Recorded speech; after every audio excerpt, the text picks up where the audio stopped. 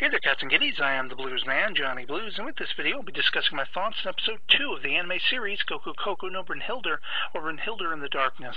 And this was absolutely a fascinating episode, following on the coattails of the first, which I have to admit kind of left me mixed. I was definitely mystified by a lot of the stuff going on in the episode, and I like that we solidly open right where we left off, with essentially, Kuroha telling Ryota to stay away from her.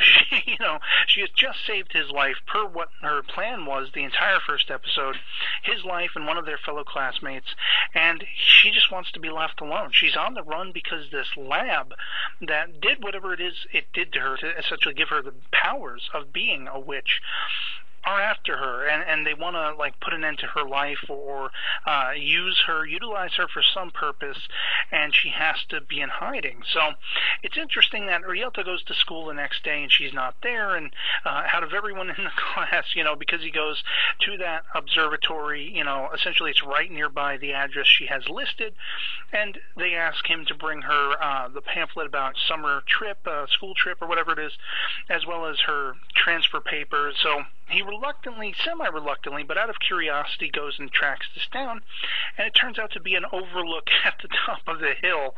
It's not an actually living, address. So he does spy this little rundown sort of, village, and he kind of pieces together that's probably where Kuroha is hiding out and that kind of thing. And sure enough, that's where he finds her. She's humming, she's very lively, and I guess feeling the sense of freedom. She talks about having been in lockdown for 10 years, and it's funny how he lost his friend 10 years ago, so it's a big question, what exactly is going on?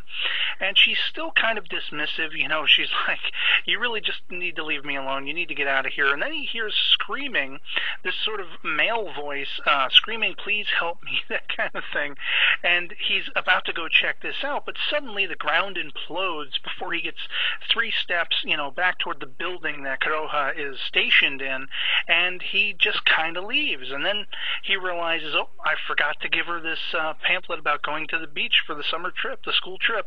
And so he goes back, and this is where he basically finds out that Kuroha has somebody in tow with her.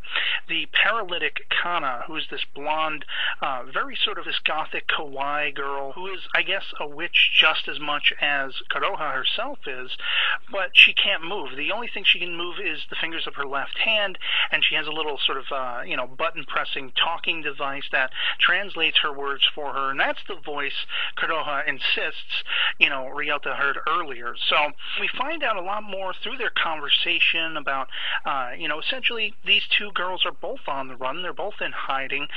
If they are found and Ryota happens to be with them, they're going to probably do harm to him as well, and that kind of shocks him, but he's kind of erring on the sense of honor of wanting to help them, wanting to bring them food, as he does later in the episode, after her arm was twisted by Kana to go ahead and go to school and experience that. She wanted to, for the last 10 years, have that experience, something she's never really experienced, or she hasn't for a very long time, so she does. She shows up back at school, and as this is going on, we actually find out, and Kana is the first to realize this, we find out that it's her ability, whereas Kuroha seems to have this ability to at least make the ground implode. She has super strength.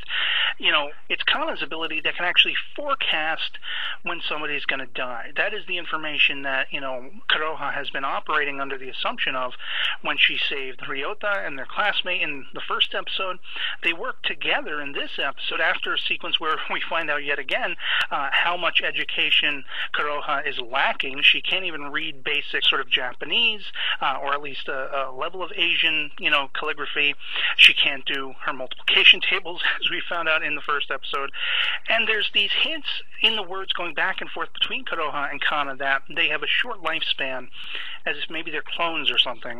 They have a very limited time that they're going to be alive. But in any case, she and Ryota, as I say, go and save this woman on a bike unwittingly. They think they didn't get there in time, but sure enough, they stopped this woman inadvertently, and her life was saved.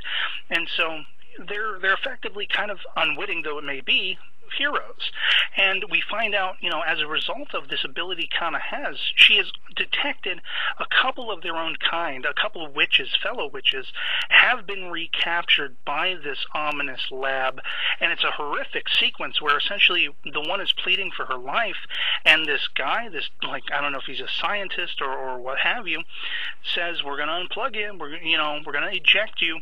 And that thing that's in the back of, like, Kuroha's neck, what we saw at the end of the last episode, there's one in the back of this girl's neck, and they hit a button, it pops out of the back of her neck, and suddenly her body disintegrates or melts away. It's a really freaky, disturbing sequence, because she's screaming bloody murder, and then she just is gone. And it's like, what the hell is going on? So after Ryota has brought his food, the cake and everything, to Kuroha and Kana, they've eaten it, they've thanked him for it.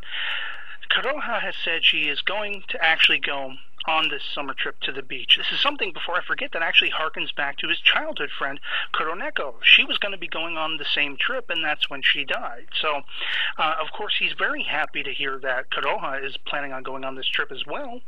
And when she's telling him this, he notices her nose is bleeding for some reason, and she freaks out, and we end the episode with him going to school the next day, and Kuroha is again absent. So, mysteries aplenty, WTFs aplenty. I don't know exactly what's going on. I have some ideas in the works, and I'm just loving what we're seeing so far. So otherwise, that'll be pretty much it for me on this. I hope this video finds you well, and I'll catch you all later. Peace.